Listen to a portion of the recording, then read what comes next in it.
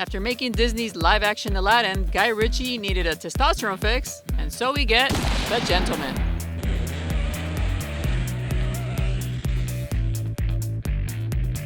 There are no shortage of men, as the title implies, with Matthew McConaughey, Charlie Hunnam, Hugh Grant, Jeremy Strong, Colin Farrell, Henry Golding, and Eddie Marsan starring in the film alongside the lone woman, Michelle Dockery.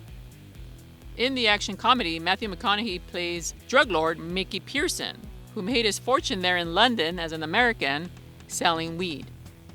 And we all know Matthew McConaughey's personal connection to that. But he wants to go straight, and so he's going to sell off his business. Enter Jeremy Strong and a bunch of other shady characters. His right-hand man is Charlie Hunnam. One of them is Hugh Grant, who plays a private dick, and he lives up to that term, who is trying to cash in on some of that moolah.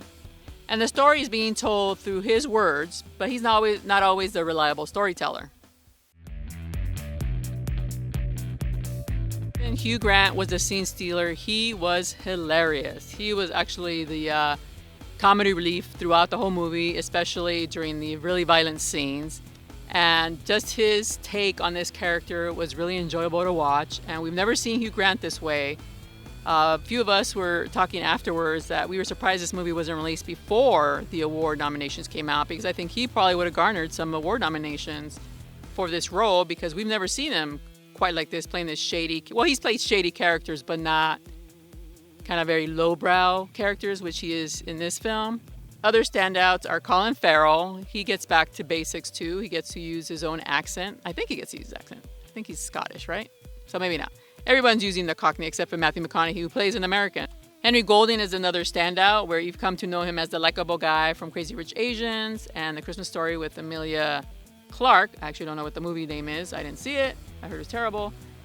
But regardless, he's a romantic lead. But in this one, not so much. He's this violent criminal, very shady, and it's not somebody you want to hang out with. That's for sure. So he loses a little bit of his charm for this one. But now this is what we come to expect from Guy Ritchie. A lot of his films are very male-centric, with maybe only one woman at the center of it.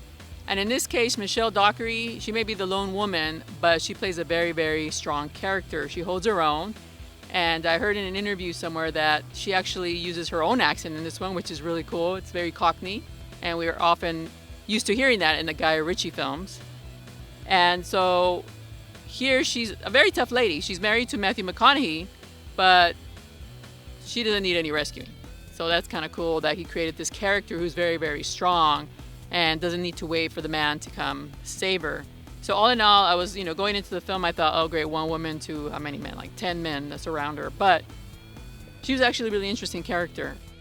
Now, there are some things that kind of bothered me. There were some very politically incorrect terms that were used in the movie, because they do deal with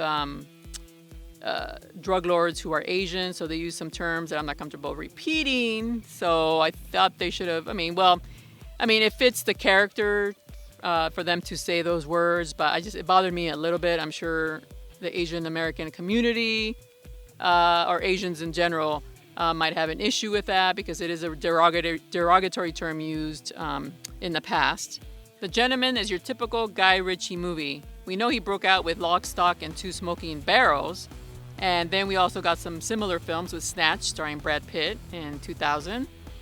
And Rock and Rolla in 2008. Now that one was very highly stylized, whereas The Gentleman is not. It's stylish, but it's not stylized. It's a little more direct storytelling. Although, like I mentioned, Hugh Grant's character isn't always a reliable narrator, so we go kind of back and forth. So that was kind of a cool little device that Guy Ritchie used. The Gentleman is not told in a linear fashion at times, so you get a little bit confused where you were at in the story, because like I mentioned, Hugh Grant's character is narrating the events, and he's not reliable, so we go back and forth. So there's some confusion at times, and you don't know how to follow it, and sometimes you don't know where it's going, especially in the beginning. There's a lot of monologues, and so you're wondering, like, when are we going to get to the action?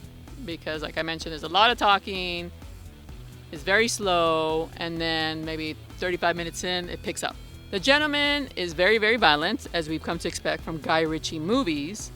but it's surprising that he went back to his old formula after Aladdin. So let us know in the comments below if you're happy to see Guy Ritchie return to his roots with the kind of filmmaking that broke him out as a filmmaker.